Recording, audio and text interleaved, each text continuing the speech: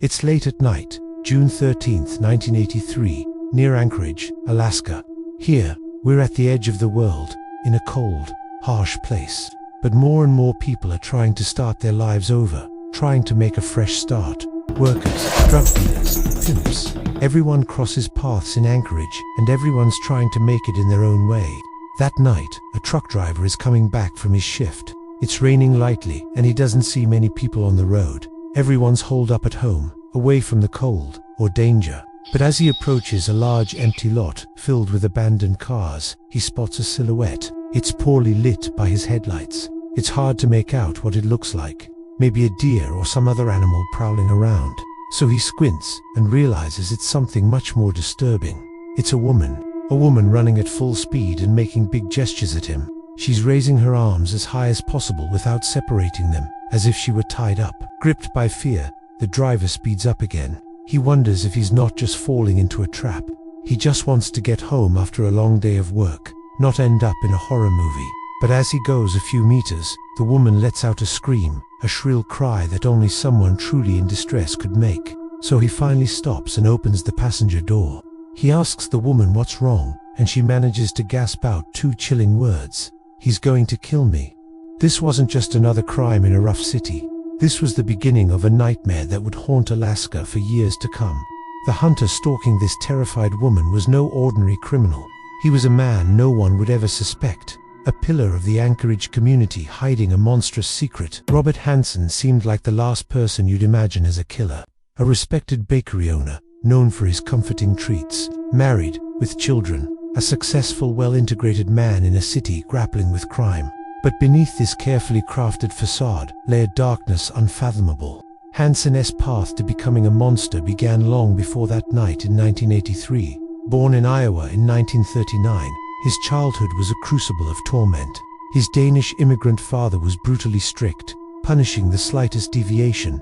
Constantly berated as good for nothing, young Robert found no solace at school either. A small, thin boy with a stutter and severe acne, he became the school's punching bag. Rejection became his constant companion. Dreams of first loves turned into mocking laughter. He yearned for a normal adolescence, for friends. Instead, a seething frustration grew within him, transforming into increasingly dark thoughts. His only escape was the wilderness. Hours spent alone in the forest, far from the taunts, led him to hobbies that would define his monstrous future: archery, fishing, and hunting. He found a chilling satisfaction in the silent, powerful impact of an arrow hitting its target. At 18, in 1957, Hansen tried to outrun his demons by joining the army. He found structure, became an instructor, married his first wife. His life seemed to take a dramatic turn for the better, but the hatred he'd accumulated remained, festering. He developed a chilling obsession, doing evil without ever getting caught. This compulsion first manifested in small acts of arson. Then, in 1960, he escalated, seeking vengeance on his past tormentors by burning down his former high school's bus depot. 7 buses were decimated, a driver injured. In a truly macabre twist, Hansen, a volunteer firefighter, responded to the very inferno he had ignited. When caught, he confessed his motive wasn't revenge, but purely to see if he could get away with it. A new marriage prompted a move to Anchorage, the snowy Wild West, a boomtown fueled by the Trans-Alaska Pipeline. Here, Robert reinvented himself, opening a successful bakery, raising 2 children. He even broke world records in archery, proving his mastery as a hunter. But his old demons soon caught up. In 1971, the facade began to crack. He stalked a secretary, brandished a revolver, attempting to abduct her. He was caught, served just 2 years of a 5-year sentence. Despite a doctor's chilling assessment, Hansen was extremely dangerous, incapable of controlling his emotions, and his symptoms would resurface sooner or later. Now, the monster was truly unleashed.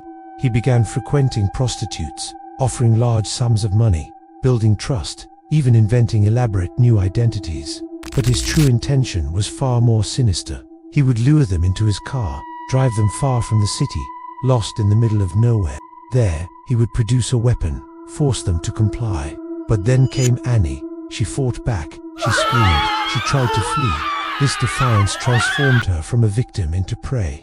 He overpowered her, Then, in a chilling echo of his hunting prowess, stabbed her repeatedly until she was silent. He then took trophies, her necklace, the money he'd given her, and buried her body, just as he would a hunted animal. This was his first murder, the unforgivable act. One murder was not enough. What Robert craved was the thrill of the hunt. He began chartering small planes, often under false names, flying his victims to remote, desolate regions he knew intimately. He lured them with tales of a cozy cabin in the north. Once airborne, he'd reveal his true nature, a weapon glinting in his hand. Upon landing in the frozen wilderness, his victims realized their desperate plight. Some screamed, some fought, others instinctively fled. This was the game Hansen desired. He would let them run, playing with them, delighting in their terror. He'd tackle them, then let them escape again. When he tired of the sport, he would coldly shoot them. These were no longer women. They were simply prey. As years passed, the number of missing women in Anchorage grew. Yet, police largely deprioritized the cases of missing prostitutes. Even when victims escaped, the system failed. In 1975, Paddy Roberts fled Hansen's clutches, identified him to the police, but the case went nowhere. Hansen simply denied everything, and unfortunately, his word was worth far more than that of a prostitute. The body count grew. Joan Messina, murdered in 1980, her dog killed to hide the grave. Sherry Morrow, shot in the head in 1981 after a desperate struggle. Bodies began to surface, many with identical 223 caliber bullet wounds. A serial killer was at large. Yet, Robert Hansen remained untouched, a phantom in the Alaskan night. Then came Kitty. It was June 13, 1983, the day his family was on vacation, an absence Hansen exploited to unleash his terrible impulses.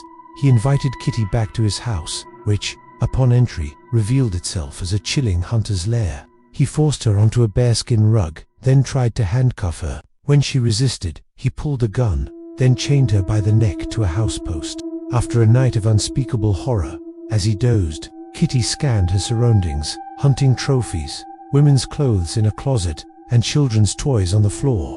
The monstrous realization struck her. This torturer had a family, and he committed his atrocities in their home. He told her they would fly to his cabin in the north. Kitty knew she wouldn't survive that flight. As he opened the car door at the airfield, she shoved him violently, fled into the night, running desperately towards the faint lights of a passing truck.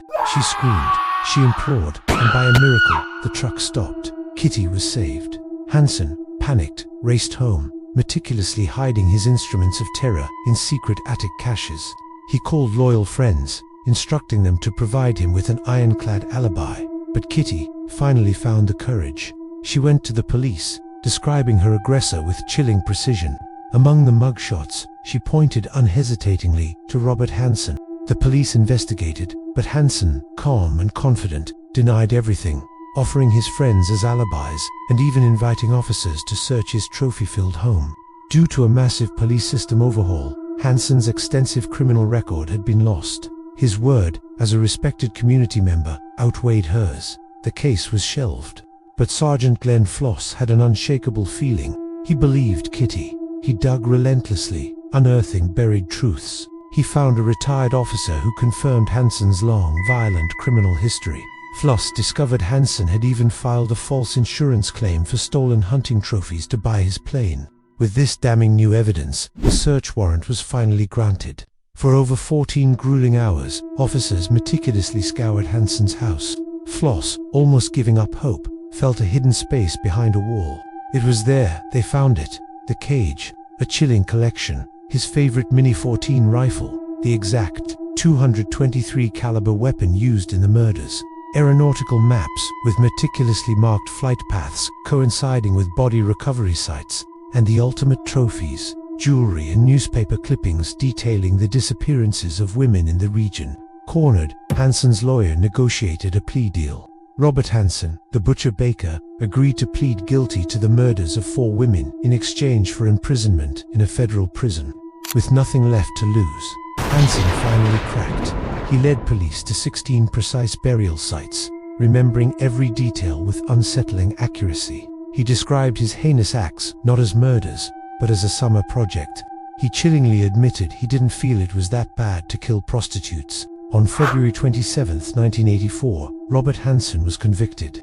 Doctors testified he had literally hunted his victims, not for sexual gratification, but for a sense of omnipotence, a twisted revenge on society. He became Alaska's most prolific serial killer, sentenced to an unimaginable 461 years plus life imprisonment. He was finally confined behind bars. 2 months later, as the snow melted, 7 more bodies were found exactly where Hansen had marked them. But the locations of those 4 other victims remain a dark, unspoken mystery to this day.